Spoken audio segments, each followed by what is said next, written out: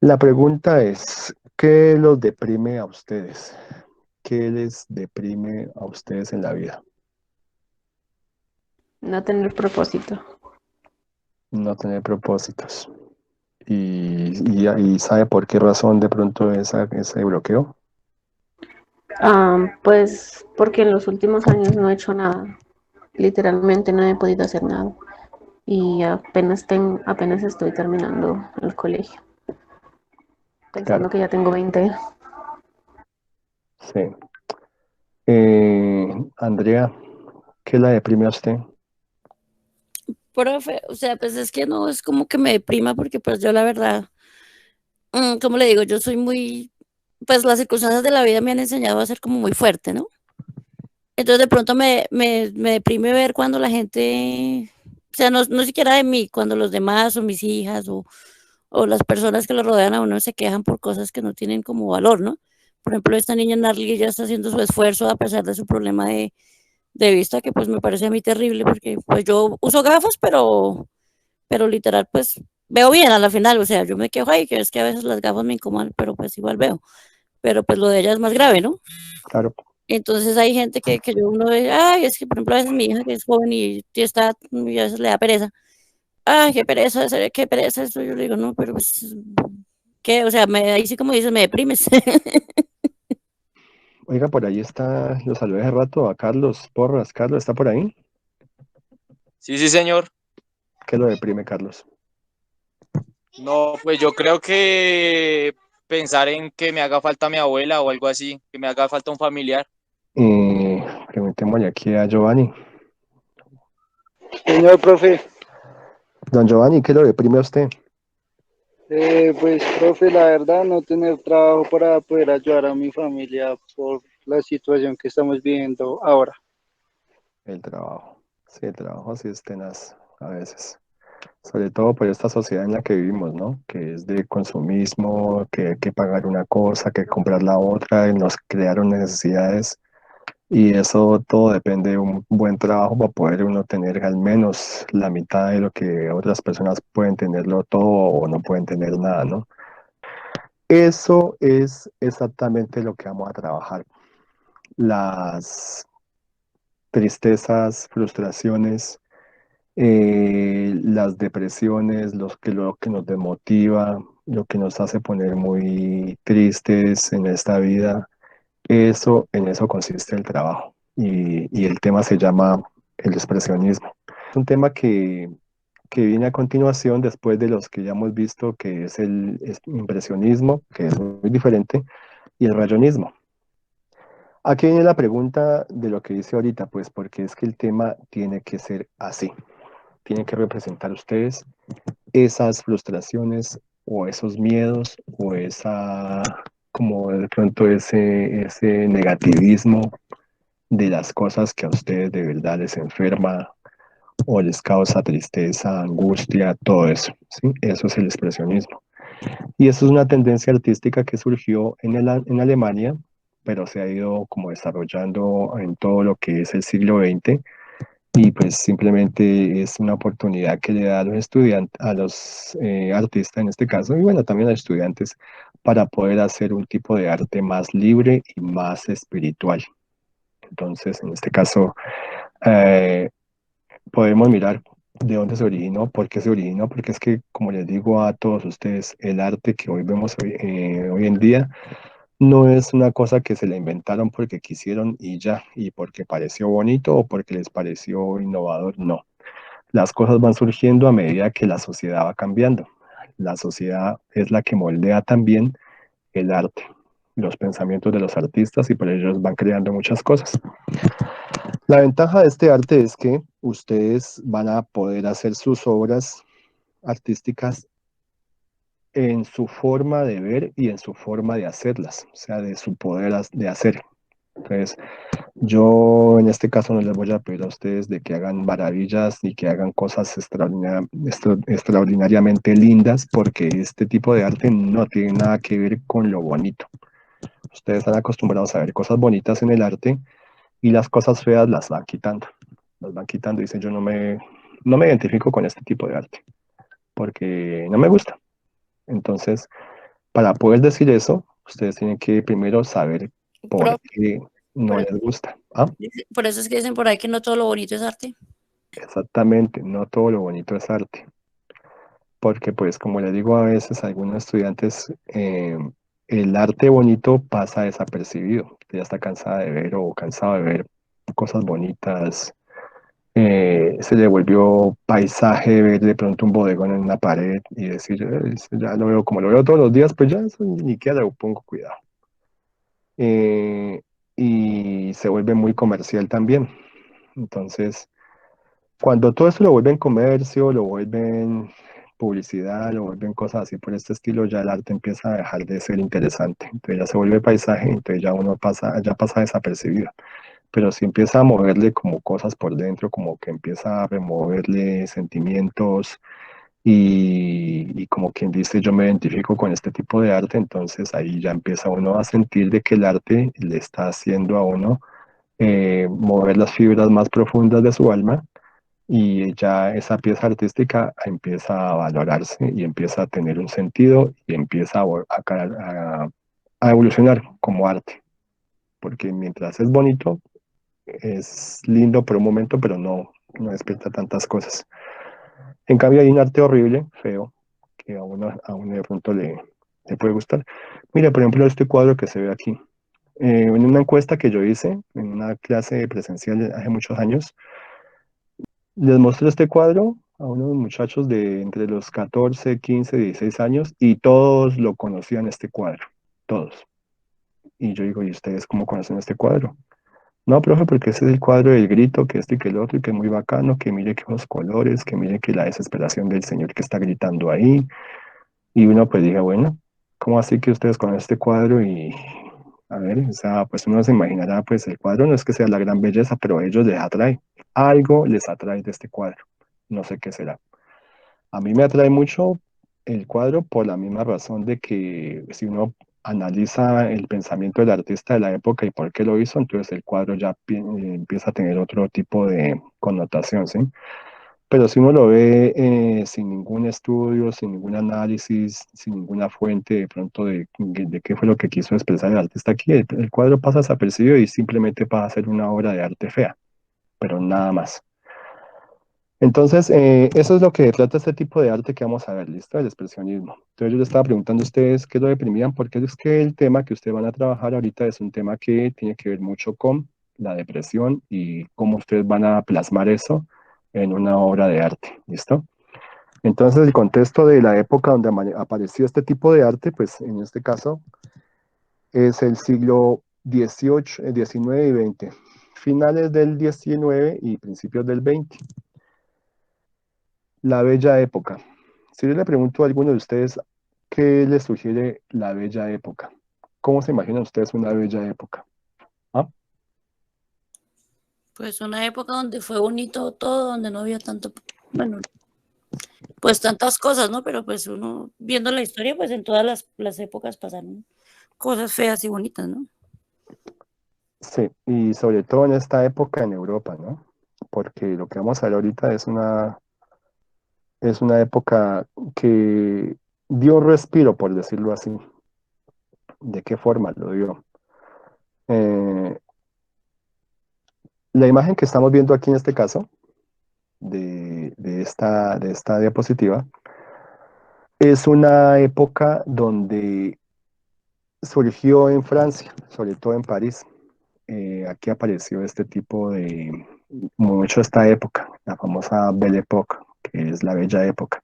¿Y por qué bella? Porque pues en este caso la gente andaba haciendo gala de sus atuendos, de la moda, del arte, de la tecnología, de los descubrimientos. Todo eso estaba proliferando en Europa. Estábamos en la cuna ya mucho en la cuna, no estamos en lo alto de la civilización, sobre todo de Europa. Pues obviamente anteriormente a esta época pues ya habían pasado muchas guerras, pero pues guerras de cuerpo a cuerpo, ¿no? Pues y una que otra guerra ya pues con armas de fuego, pero no sabían lo que se les venía más adelante, que era la Primera Guerra Mundial. Con toda esa cantidad de tecnología, pues obviamente ya las armas eran muy diferentes. Pero en esta época Este periodo chiquitico de la bella época fue este periodo de esplendor, de lo que le acabé de comentar, de esos descubrimientos y el arte y todo lo que estaba sucediendo en la época. Y la gente estaba pues chévere. Chévere para unos pocos, mal para otros. Chévere para la gente que estaba en esta élite de personas que tenían el poder y que tenían sobre todo el poder de adquisición. Mal para las personas pobres que no podían hacer ni a una rumba de estas, ni a estar en un sitio de estos. ¿Quiénes son? En esta época, pues lo que estamos viendo aquí son la gente de la nobleza, gente con linaje, sí, de grandes duques y reyes y toda esa cantidad de títulos nobiliarios y una cantidad de títulos de linaje que ellos tenían. Y al mismo tiempo se estaba mezclando con la famosísima clase burguesa, o sea, la clase de la burguesía, sobre todo en este caso de la que ya estaba sobresaliendo en el tema de la economía. Mira que el ejemplo que les daba anteriormente a los estudiantes del otro grupo es que los que se han visto la película de Titanic, ahí en esa película está mostrando todo lo de esta Eso época. te iba a decir, profe, en Titanic. Pero pasa lo mismo que pasó aquí cuando la pandemia, profe. Que los Sí, ricos se van a claro, buscar y los pobres aguantando hambre. exactamente. Lo de la pandemia en este caso está mostrando quiénes están sufriendo más y quiénes no. ¿Mm? En el caso del Titanic, está mostrando la época, la sociedad de la época, de acá de Europa. Entonces, si se dan cuenta, primera clase, los del medio, segunda clase, y los de abajo, los de la tercera clase. Sí, Los de sí. los de la tercera clase no se podían pasar a la primera clase porque los bajaban. Los de la segunda clase tenían que tener mucho cuidado con los de la primera porque eso estaba mal visto que se fueran a juntar con los demás. Entonces mire que esta estratificación en un barco, eso simplemente está evidenciando cómo era la sociedad en Europa. ¿Listo? Y obviamente, pues es que es más, el barco yo lo podría ver como una especie de pirámide social en un barco. Arriba estaba la clase alta y la tercera clase abajo, que era la más grande todavía, porque en esas recámaras habían hasta 7, 8 personas en una sola recámara, mientras que en la de las élites solamente la parejita o una familia de 4 o 5 personas y nada más irán en habitaciones grandes y muy lujosas. Y mire que ese barco, uno si lo hace como una especie de analogía, parecía una pirámide social y ahí estaba, todo el mundo flotando en esa pirámide. Y obviamente, pues en esta clase social, pues el lujo, la moda, los atuendos, las fiestas, los vals, la música clásica, las reuniones sociales, todo se vivía en esta época, pero pues eran un grupo pequeño. La segunda clase, pues estaba la clase trabajadora, ¿sí? Los cualificados, los profesionales, funcionarios, campesinos de tierras pequeñas y los pequeños industriales. Teniendo en cuenta esta palabra industriales, muchos de los de la clase anterior, de la clase alta, pues aquí, aparte de los de la nobleza y la gente que tenía títulos de este tipo, de linajes, también estaban los que habían hecho su riqueza con base a la explotación de las personas en este tipo de fábricas que habían construido, ¿sí? Los que les prendió por allá el bombillito y dijeron, vea, yo tengo una idea de hacer tal fábrica, de tal cosa, de tal producto, entonces armemos aquí nosotros la fábrica y contratemos gente y nos hacemos ricos. Y se acuerdan en este caso, pues que la gente que trabajaba en estas fábricas no ganaban tan bien y los explotaban demasiado. Ahorita vamos a mirar cómo es. Y la clase baja, el proletariado. Entonces el proletariado es la gente que simplemente trabajaba para poder mantener a los hijos bien, entre comillas, y al mismo tiempo esta gente vivía por sus hijos porque es que la herencia que estas personas le dejan a sus hijos eran las deudas y el trabajo en la fábrica. Entonces, si yo me muero, a mi hijo o a mi hija, sobre todo a mi hijo, le voy a heredar el trabajo en la fábrica, porque yo duré 15, 20 años y de tanto trabajar en esa fábrica, me gané una enfermedad, se me generó un cáncer de aspirar esa cantidad de humo y todo eso. Entonces yo me morí, me fui a descansar y el que se va a hacer cargo de ese puestico es mi hijo. Venga para acá y sigue trabajando, porque usted tiene que mantener a su hermanita, a su hermanito y a su mamá. Entonces, eso seguía así, de generación en generación, y muchos de los niños de esta época los ponían a trabajar también, desde muy chiquitos, desde los 5 o 6 añitos, en las fábricas. Y los tiempos de trabajo en esta época eran de 12, 15, 18 horas hasta 24 horas. Por eso es que mucha de esta gente se fue a vivir al lado de las fábricas. ¿Para qué? Pues para poder estar siempre ahí atentos al momento de pues, llegar a la hora de trabajo, ¿no? Y no perderse de nada. Es más, toda esta gente que está acá, esta gente, muchos de ellos eran campesinos. ¿Porque qué pasó? Los campesinos de esta época, al ver que las ciudades empezaban a crecer y que las fábricas empezaban a construirse y que le empezaban a ganar mucho terreno, porque pues lo que ellos, supongamos, lo que ellos creaban haciendo costuras, haciendo ropa a mano, pues llegó una fábrica y lo hizo más rápido. Entonces le quitaron el trabajo a ellos. Que llegó tal fábrica de zapatos, entonces el zapatero del pueblo, el zapatero de tal provincia, hacía sus cosas a mano con una paciencia y era muy poco lo que vendía, y llegó a la fábrica y le quitó todo ese producto o esa forma de hacer sus productos, y entonces el zapatero quedó sin trabajo. Entonces, ¿qué le toca que hacer a esa gente de los campesinos y los pequeños productores? Irse para la ciudad a trabajar en estas fábricas. Y allá sí, los explotaron hasta que se cansaron. Entonces, por eso es que desde esta época nace lo que es el famoso, sí, las clases obreras. Entonces, a partir de acá es que empieza todo el movimiento obrero, empiezan los sindicatos más adelante, ¿sí? Porque pues ellos ya empiezan a exigir sus derechos a los propietarios de estas fábricas y a todas estas empresas. Alrededor de todo este contexto, pues obviamente estaba el arte, y se acuerdan que yo les dije una vez a ustedes que el arte impresionista al principio nadie lo quería, nadie le gustaba. Entonces, ya con el tiempo, el impresionismo empezó a coger como más gente que le gustaba el tipo de arte.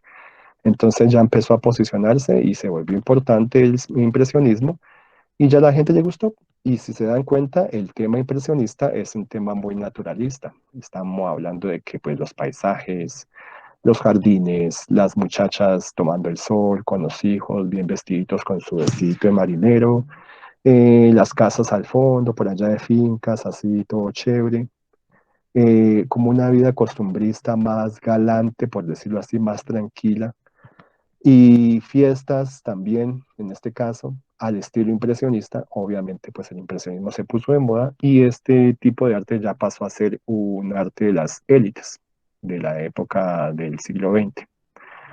Entonces, ¿qué sucede? Esto que es lo que está mostrando, una realidad, sí, pero para la gente que tiene plata. La otra realidad era que existía en esta época, en la época de los imperialismos, donde los grandes poderosos de cada país se disputaban los pueblos, se disputaban los territorios de otros países. Entonces, aquí en esta imagen están mirando al chino que está atrás prácticamente, pues, protestando porque aquí los países europeos se están mirando cómo se reparten el Asia, cómo se reparten a Asia, ¿sí? Sobre todo China. Entonces, como si fuera una pizza, miren aquí, la están repartiendo entre ellos. Por eso es que en la Segunda Guerra Mundial solamente se necesitó un pequeño problema para poder que estallara la guerra y se pudiera repartir todo esto y se cayeran todo este tipo por decirlo así, de imperialismo. ¿Por qué? Pues porque simplemente ya la cosa ya es diferente. Entonces, por eso es que cuando en la Primera Guerra Mundial también se le conoce como la caída de las águilas. ¿Quiénes son las águilas? Pues toda esta cantidad de gente que está aquí repartiéndose los territorios, haciéndose dueño de las cosas que ni siquiera son de ellos porque ellos se creían que eran lo mejor de lo mejor, porque ellos les vendían a la gente la idea de que ellos eran la civilización y que ellos, como ellos no había nadie más, los demás eran los pobres arrancados que tenían que ser iguales a ellos, pero como no eran iguales a ellos, entonces nos adueñamos de sus tierras y nos comemos todos sus productos, consumimos todo como cual, no sé, como cual parásito, pues absorbemos todas sus riquezas naturales, todo lo que ustedes tengan, y nosotros nos quedamos con eso y nos volvemos más millonarios, y eso es lo que pasó en esta época con los famosos imperialismos. Entonces, la fábrica, lo que les decía, también convirtió los escenarios totalmente devastados, ¿sí? Miren todos esos territorios de fábrica, Era constante ver en este tipo de suelos las extensiones devastadas, chimeneas humeantes por todo lado, el clima se volvió diferente, las cosas se volvieron diferentes, todo más tecnificado, entonces el panorama también cambió. Y pues esto es deprimente porque imagínense, después de ver todos estos prados llenos de árboles verdes, con árboles frutales, con sembrados de no sé qué protoproductos que se hacen en esta época, a cambiarlos por esto, eso es muy deprimente. Y más que la gente viene a trabajar acá, a esclavizarse, peor. En las fábricas, ¿qué se veía? Este tipo de personajes, ¿sí? Lo que les decía, el papá que está adiestrando a su hijo para que herede más adelante ese trabajito que se consiguió así pues con una suerte en la fábrica. Entonces, miren, los niños en esta época los esclavizaban también, los tenían amarrados a las máquinas prácticamente aquí de un pie para que ellos no se escaparan, porque pues como es la naturaleza de un niño querer jugar, querer salir a correr, a encontrarse con sus amigos, pues no, mijito, usted no puede moverse de aquí de la fábrica porque usted está trabajando igual que su papá, entonces venga, lo amarramos aquí con una cadena y usted no me sale de aquí hasta que sea la hora de almuerzo o la hora de salida de aquí de la fábrica. Entonces mire que los niños sufrieron mucho en esta época.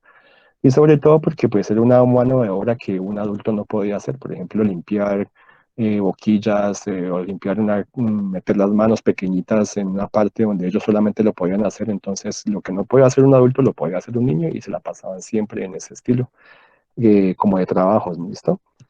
Eh, y así era la vida de este tipo de gente del proletariado, ¿no?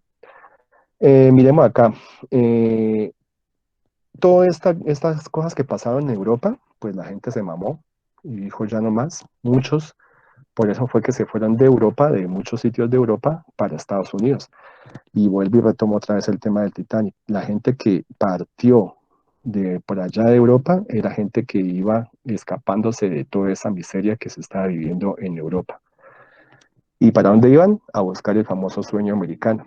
Allá llegaron muchos, ¿sí? De Escocia, de Holanda, de Países Bajos, de Francia, sobre todo también de Italia, que pues en esta época pues estaban sufriendo todo este tipo de desigualdades sociales y al mismo tiempo pasando hambres. Entonces la gente se arriesgó a montarse en estos barcos y todos pararon a Estados Unidos. Obviamente allá, pues como todo mundo, como todo inmigrante, pues le toca muy duro y en este caso, pues ellos fueron la mano fuerte, la mano de obra fuerte de esta época, porque gracias a ellos fue que la ciudad se levantó mucho en cuanto a edificaciones, los famosos rascacielos, los famosos puentes grandísimos que hay en Estados Unidos. Ese tipo de arquitectura fue levantada gracias a esta gente, a estos inmigrantes, ¿sí?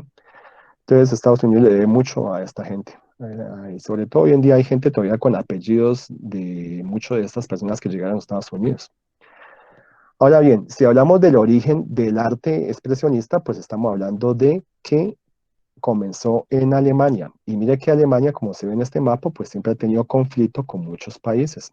Y pues teniendo en cuenta también lo que la Primera y la Segunda Guerra Mundial, pues Alemania fue el que prácticamente empezó todo, por decirlo así, ¿sí? Pero pues no lo estamos hablando por la gente, estamos hablando por los líderes de esta época.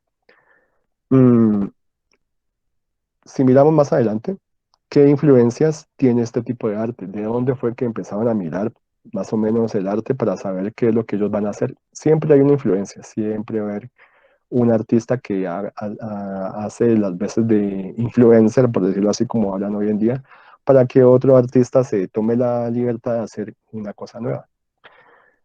De los impresionistas, sobre todo de Paul Cézanne. Yo les había hablado a ustedes que este señor Paul Cézanne es uno de los tantos impresionistas de la época de finales del siglo XIX.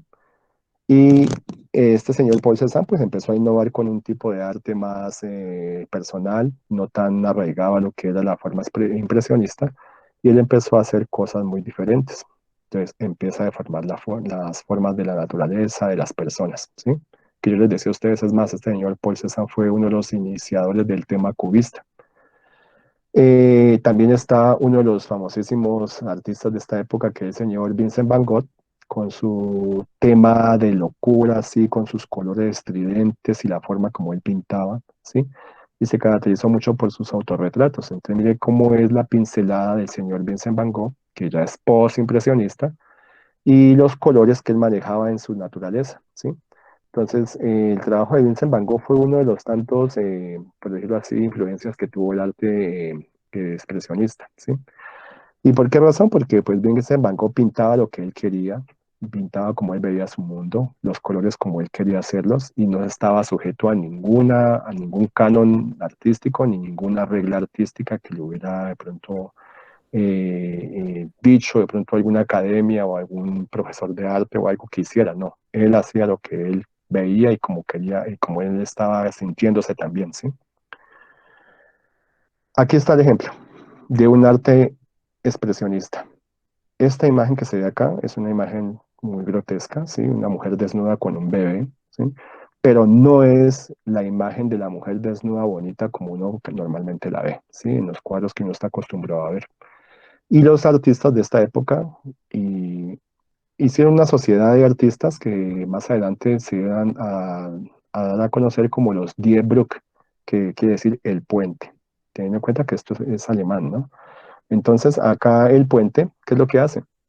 Ellos le colocan el puente porque ellos están dando a entender de que ellos son como, hagamos aquí una analogía en el caso de que ellos son el puente hacia el futuro del arte. Esa es la idea que ellos tenían. Con el arte que nosotros vamos a crear en este momento, pues nosotros somos como un puente para muchas personas y muchos artistas que pueden crear otro tipo de arte. O sea, nosotros lo estamos dirigiendo hacia el futuro con nuestro tipo de arte y casualmente así fue. El puente, el estilo de todo este tipo de arte fue ese camino que condujo a muchos artistas a hacer otro tipo de creaciones artísticas. Eh, Miremos acá, este cuadro de Jesucristo. Entonces, uno está acostumbrado a ver cuadros de Jesucristo muy bonitos y le parecen muy, no sé, como muy divinos en su forma de haber tratado la figura de Jesús, de la Virgen, de los... A mí me parece más bonito este, profe. A mí mire, esos convencionales no me gustan, o sea, me parece, no sé cómo ya. entonces, ajá, entonces en este caso, pues mira, a mí pues me parece chévere el cuadro, me parece muy interesante, pero bonito no es a lo que uno está acostumbrado a ver, ¿no? Pero entonces aquí, ¿qué es lo que está mostrando? Dice acá, centró su programa de percepción pesimista de la vida y el individuo contemporáneo.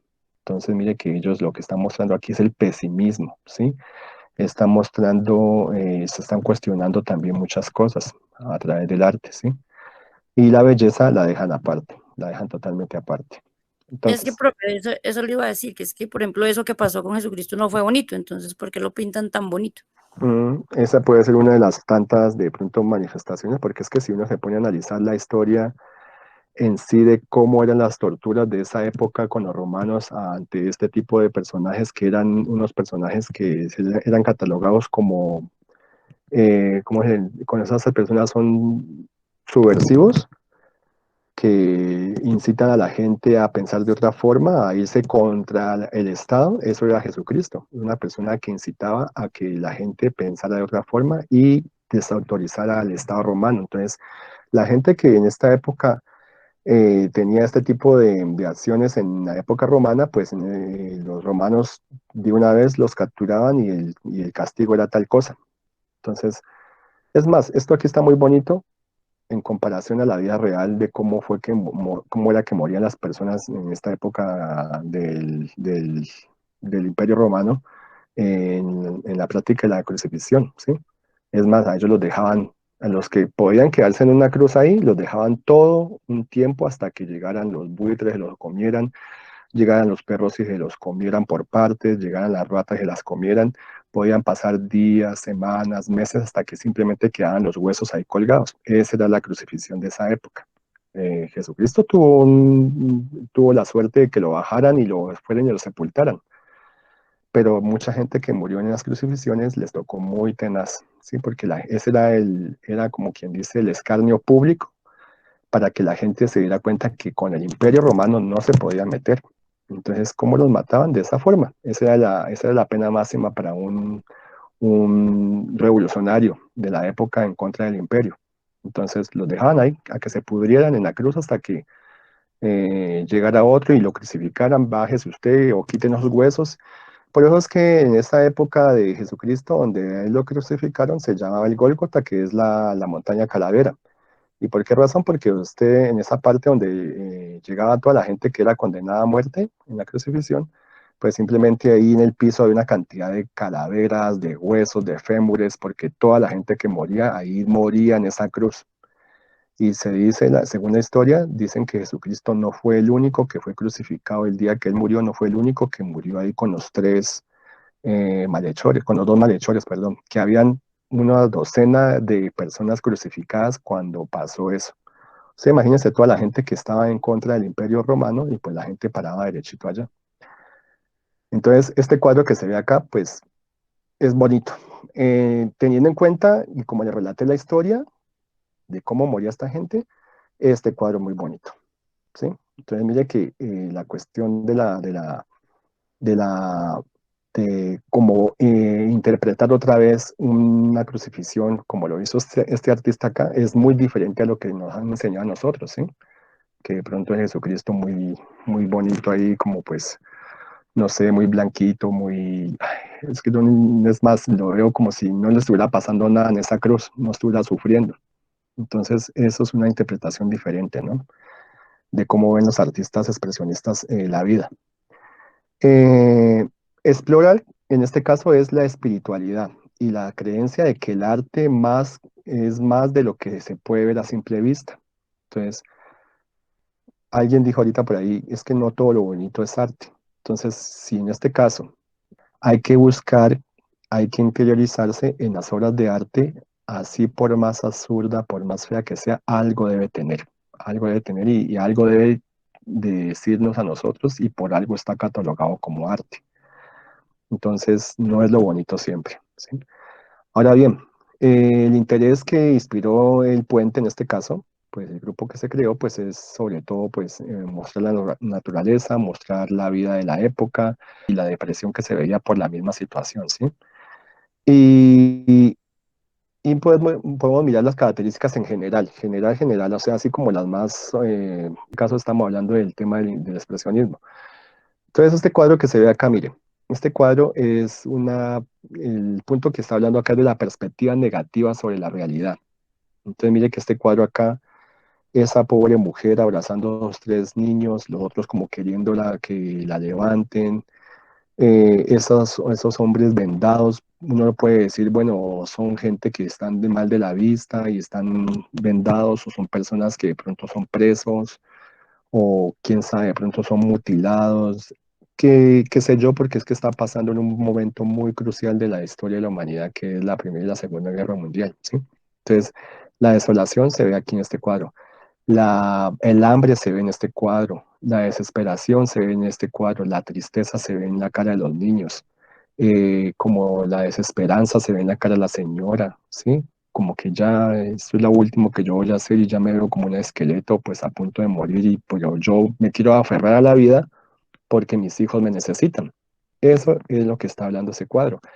Y hay mucha gente que de pronto puede decir, sí, yo me identifico con este cuadro porque yo a veces me siento así, o porque de pronto yo creo que la vida es así de mala y pues no sé, hay que hacer algo, pero pues más adelante, pues ahorita les voy a mostrar otro cuadro que es el caso de esas personas, en este caso, que dice acá, el sujeto, o sea, los artistas, o el artista expresionista, se ve impotente ante lo que está pasando porque es que son la gente de por allá arriba la que está causando todo ese daño a los de abajo.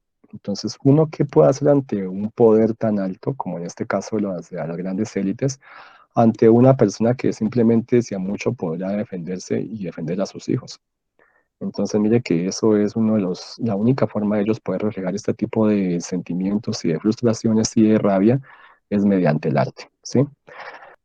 Mm, Como preocuparse por la naturaleza.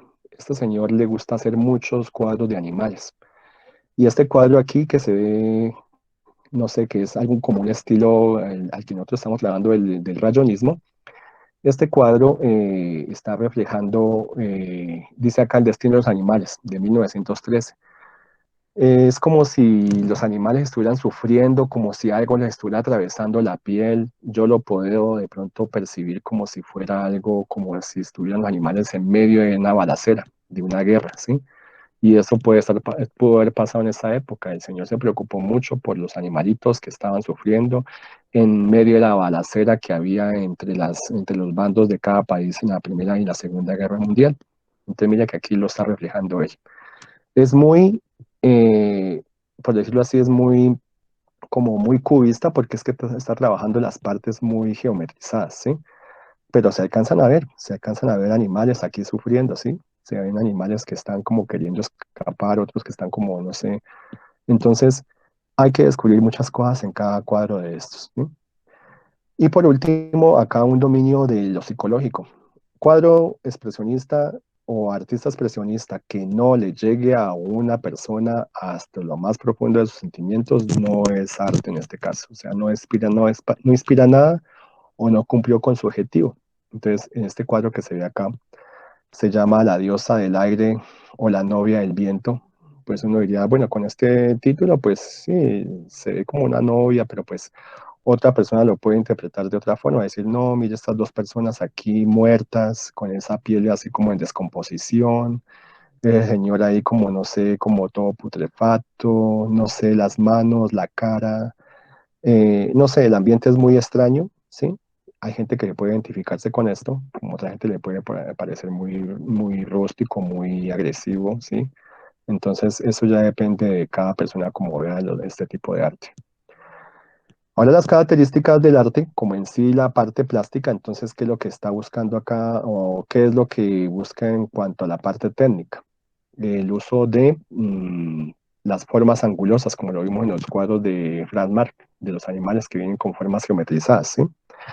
La perspectiva no aparece por ninguna parte, pues porque la perspectiva es uno de los tantos cánones que desde el Renacimiento nos enseñaron de que las cosas tienen que ir en primero o segundo plano para que se dé una profundidad. Acá no aparece por ninguna parte.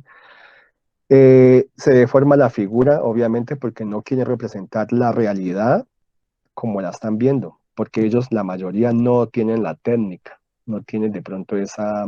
Es algo así como lo que expuso la compañera anteriormente sobre la parte del arte knife, que es un arte muy ingenuo, que es solamente para personas que no tienen de pronto este tipo de enfoque o estudios artísticos. Entonces simplemente acá el artista hace lo que él puede, pero lo que él necesita es expresar mediante esta pintura en su forma de hacer las cosas lo que él está pasando, ¿sí? Lo que él siente. Entonces la forma es lo de menos acá.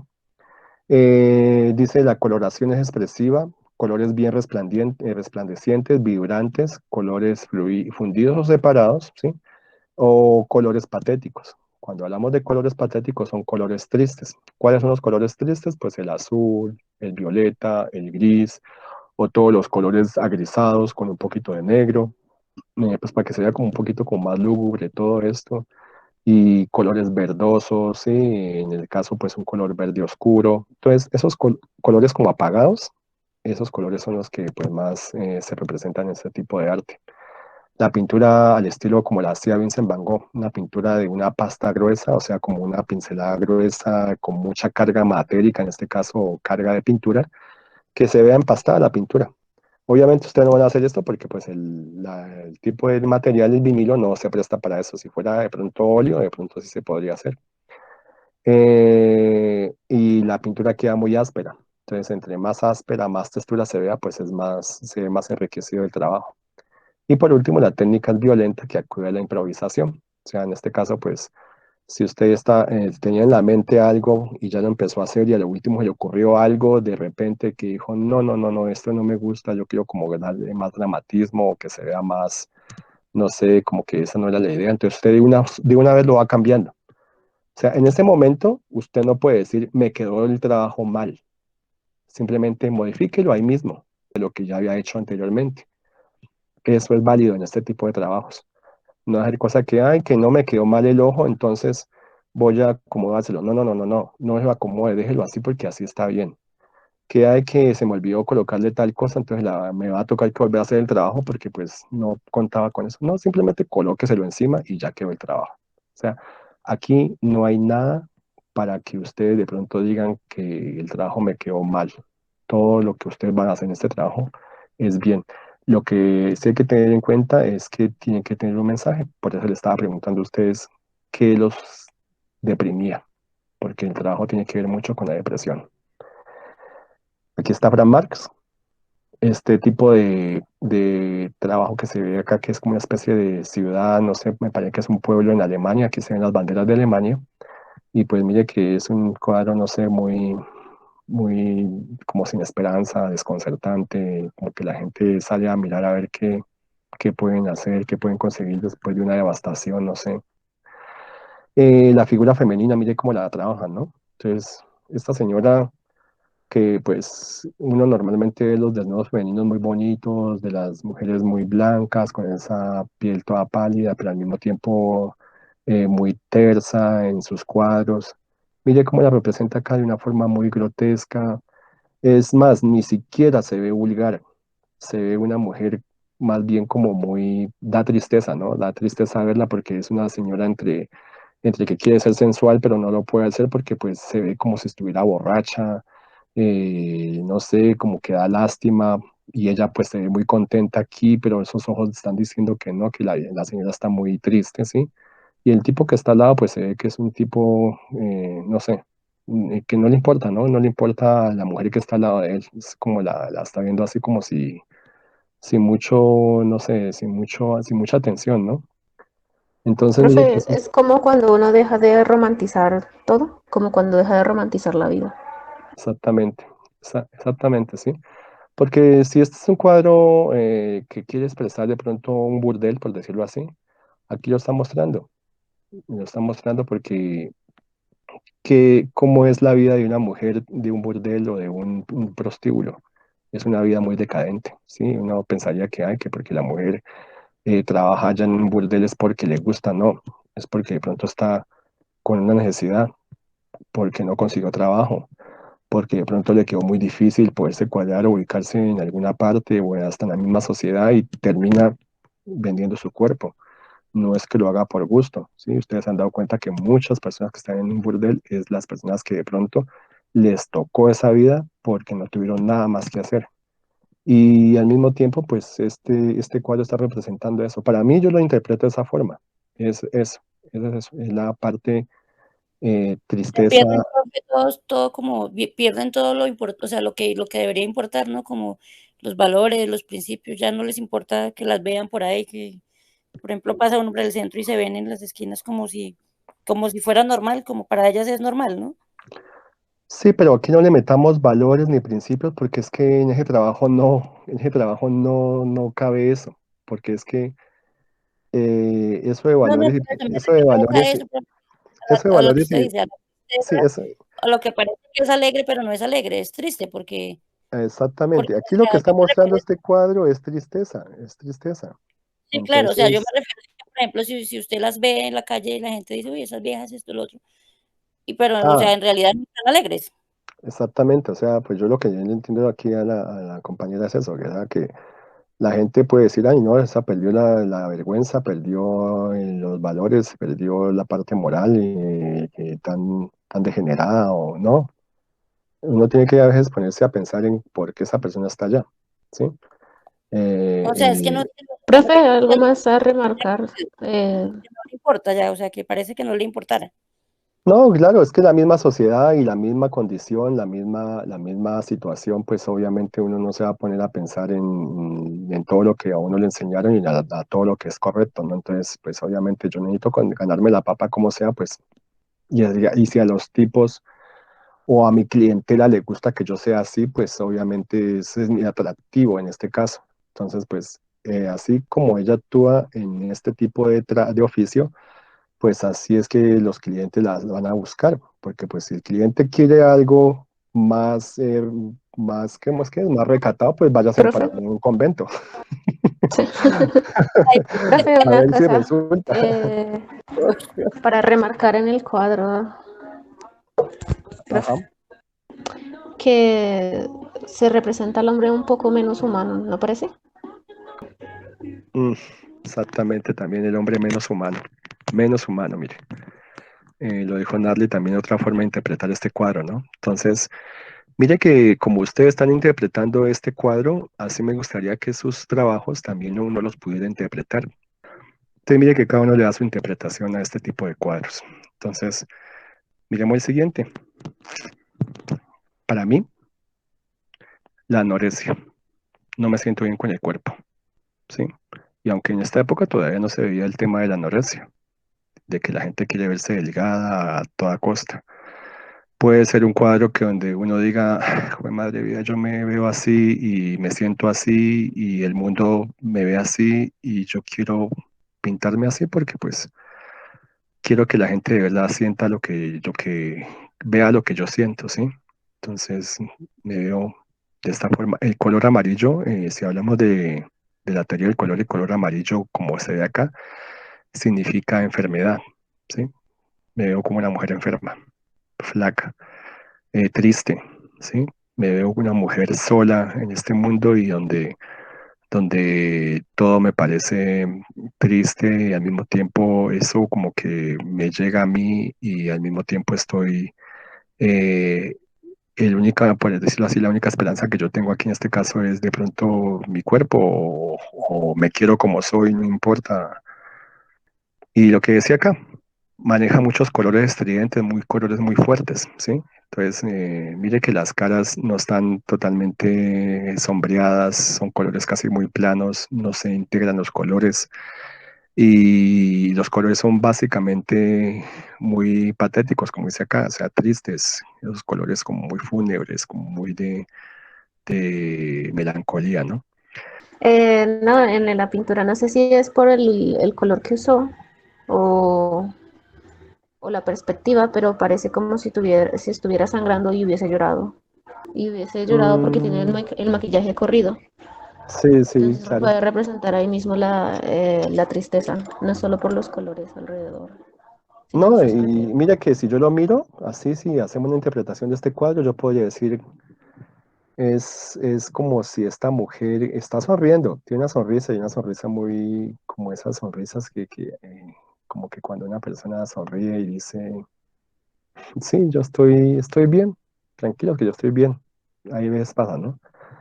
Sí, exacto. Pero en el color, en las ojeras que le hizo, en la mirada perdida, sin ningún brillo, porque a veces en los ojos se ve un brillo muy bonito en los ojos, no los tiene.